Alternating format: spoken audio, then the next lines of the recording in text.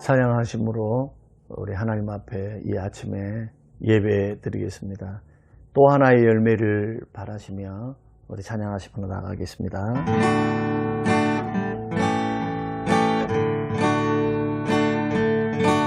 감사해요. 깨닫지 못했었는데 내가 얼마나 소중한 존재라는 것, 태초부터 지금까지 하나님의 사랑은 항상 나를 향하고 있었다는 것, 고마워요. 그 사랑을 가르쳐준 당신께, 주께서 허락하신 당신께, 그리스도의 사랑으로 더욱 섬기며 이제 나도 세상에 전하리라. 당신은 사랑받기 위해,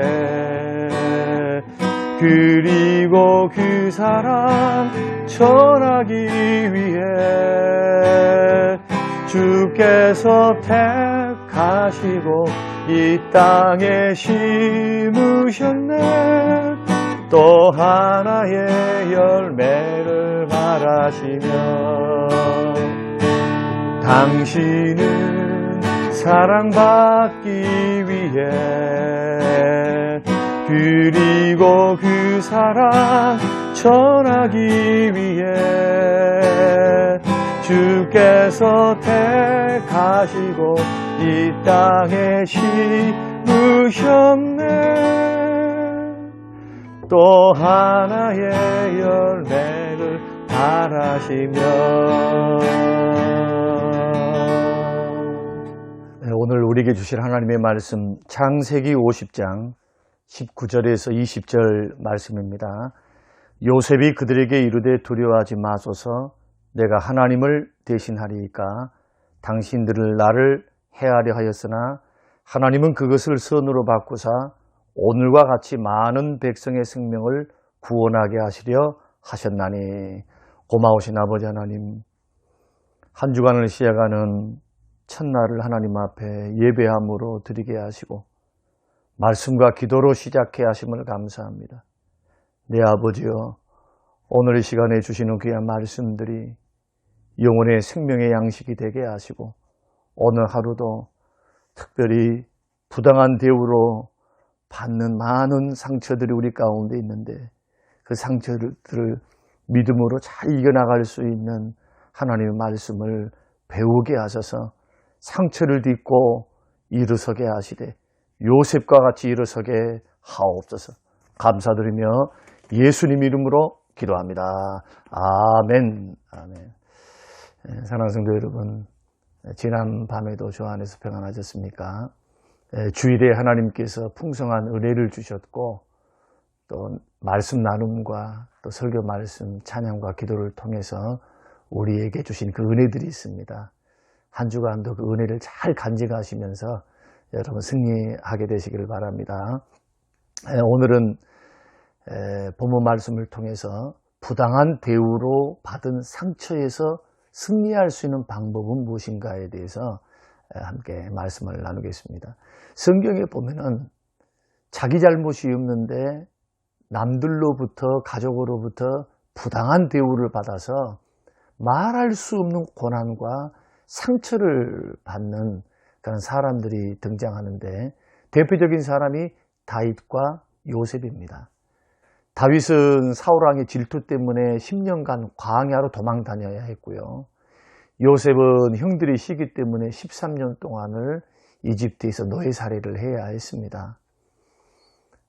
그러나 다윗과 요셉에게 있어서 누가 더 큰 상처를 받았을까? 우리가 미루어 짐작해 본다면 다윗보다는 요셉이리라 그렇게 생각합니다. 왜냐하면은 다윗은 사울인 나무로부터 받는 연단과 상처였고, 이 요셉은 자기 형님들 10명의 피를 나눈 가족으로부터, 형제들로부터 받는 그런 노예살이, 그리고 자신을 죽이려고 하고 노예로 팔아버렸던 그러한 형님들로부터의 배신이었기 때문에 그 상처는 누구보다 더 컸으리라, 그렇게 미루어 짐작할 수가 있습니다.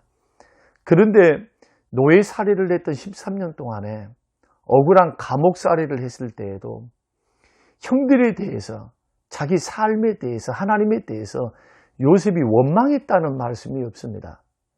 그리고 종살이를, 하루아침에 종살이를 하게 되죠. 부잣집 도련님에서 12아들 중에서 가장 사랑받는, 아버지의 사랑을 받고 총애를 받았던 지위에서 노예로 전락하는 17살의 소년 요셉을 생각해 보십시오. 그럼에도 불구하고 그는 낙심했다는 기록이 없습니다. 13년 동안. 오히려 성경은 창세기 39장 23절에서 여호와께서 그와 함께 하셔서 그의 범사에 형통케 하셨다라고 성경이 이렇게 말씀합니다. 우리는 이 말씀을 통해서 두 가지를 유추할 수 있습니다. 요셉이 부당한 상처와 아픔을 딛고 성공했구나, 그것을 알 수가 있죠. 하나님이 함께 하사 형통케 하셨으니까요. 그럼 성공할 수 있었던 이유는 뭘까? 두 가지라 생각합니다. 첫째는 하나님이 그와 함께 하셨기 때문에 비전과 꿈을 주셨죠. 그래서 비전과 꿈을 이루시기 위해서 주님은 그를 떠나지 않고 은혜를 지속적으로 베풀어 주신 겁니다. 이것이 첫 번째요. 두 번째는 이런 은혜 받음을 통해서 자신이 섬겨야 할 주인, 보디발이면 보디발에게, 감옥에서는 감옥에서, 이집트의 총리가 됐을 때는 또한 바로에게, 또 국민들을 위해서 섬겨야 할 주인들에게 항상 요셉이 했던 것은 뭐냐 하면은 충성과 성실함으로 되어 있다는 겁니다. 그 기간이 무려 13년입니다. 그러니까 나는 억울해요. 나는 상처받았어요. 가족이 나를 팔아서 하루아침에 거지꼴이 됐습니다. 내 신세가 무슨 신세입니까? 상처에 함몰되고 부당한 대우 때문에 낙심하고 절망하고 인생을 막 살거나 죄 짓고 살거나 하나님을 부인하고 하나님을 떠나 사는 것이 아니고 하나님이 자기와 함께 하심을 체험하면서 그는 자기가 해야 할 그 위치 안에서 그것을 딛고 일어서서 항상 충성과 성실함으로 그 삶을 살아갔다는 겁니다. 그러니까 이렇게 할 수 있었던 이유는 뭐냐 하면은 이 모든 상황을 중화하신 분이 하나님이심을 믿었기 때문에 그래요.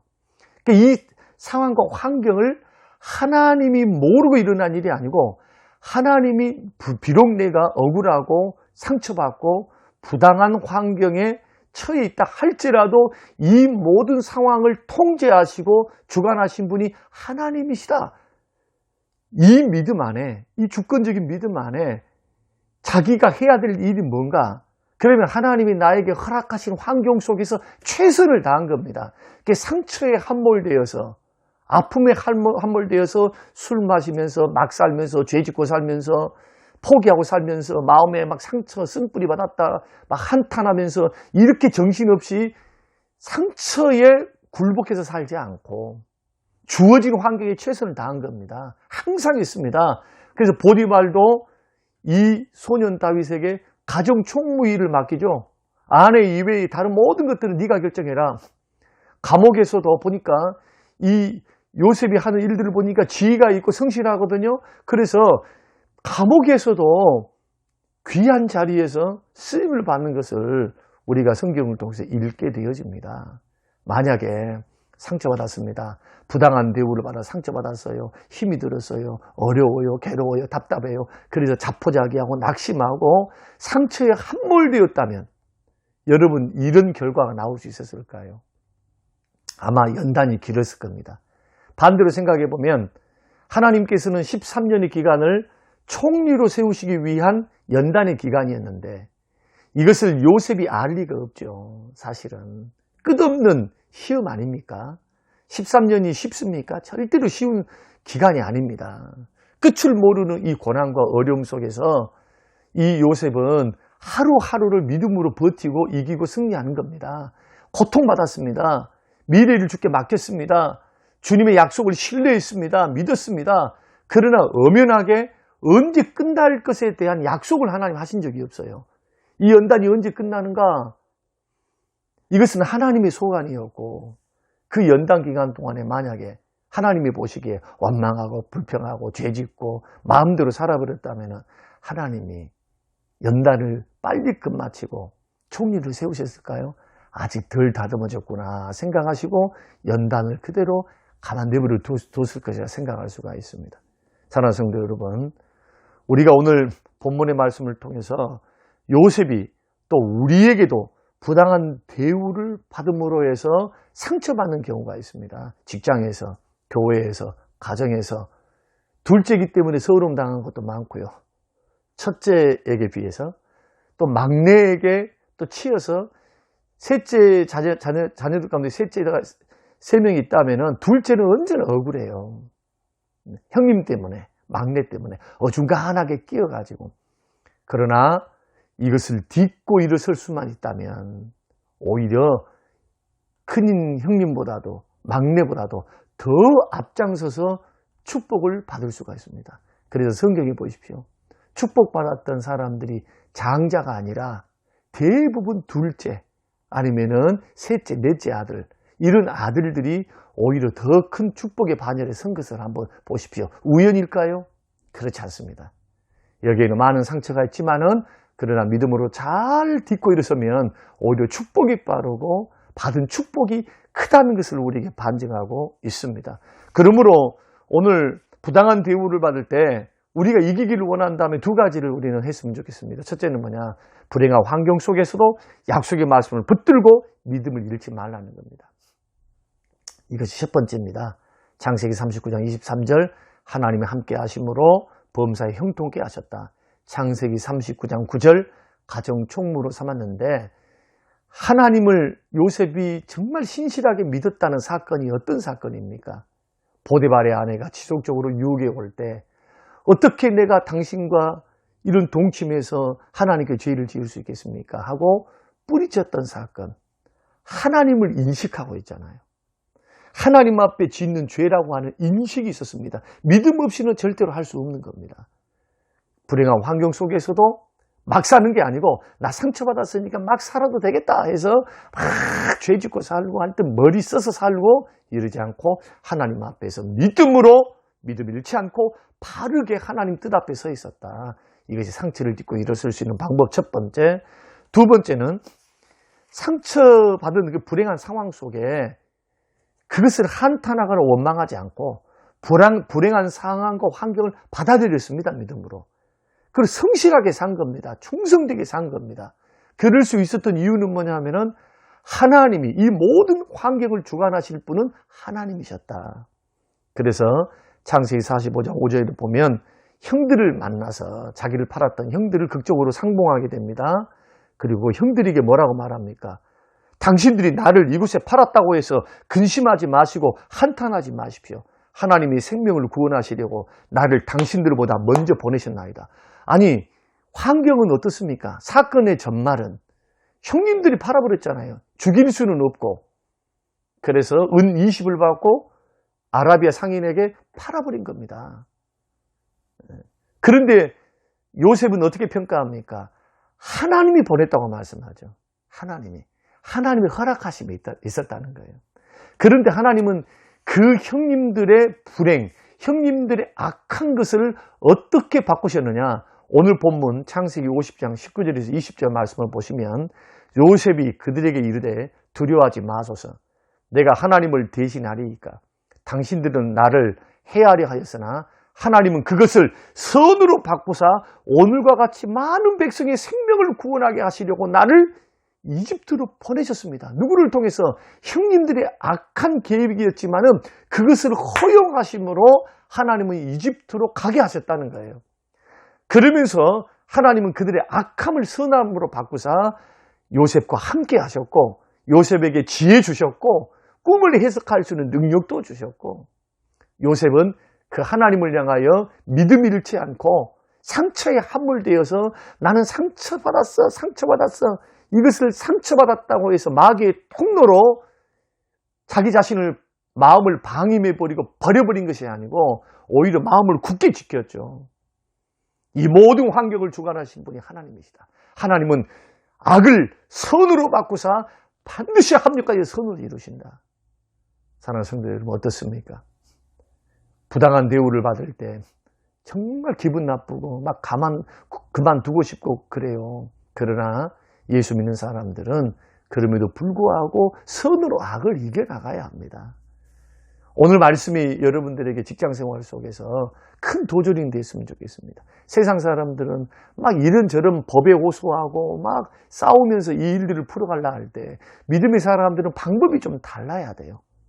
존중해주면서, 리더들을 존중해주면서, 내가 할 도리를 하면서 하나님께 맡기면서, 그러면서 성실과 충실됨으로 믿음 잃지 않고 내가 서 있으면 그것이 오히려 기다린 기간 동안에 나를 단련하고 하나님은 보고 계세요. 그래서 결국에는 복되게 인도하십니다. 여러분, 이런 은혜가 정말 어렵지만은 우리 말씀대로 한번 살아볼 수 있도록 기도하시고 적용할 수 있게 되시기를 주의 이름으로 축원합니다. 고마우신 하나님, 오늘 주시는 귀한 말씀 마음에 깊이 새기고 오늘도 부당하게 어려움을 당하고 정말 오해를 받고 있는 상황 속에서도 내가 어떻게 대해야 하고 어떻게 그 상황을 바라봐야 하는가에 대한 시각을 허락해 주신 것 감사합니다. 주님, 우리에게 이 말씀의 원리가 마음에 깊이 새겨지게 하시고 삶에 적용하여 요셉의 승리가 우리의 승리가 되게 하옵소서. 감사드리며 예수님 이름으로 기도합니다. 아멘.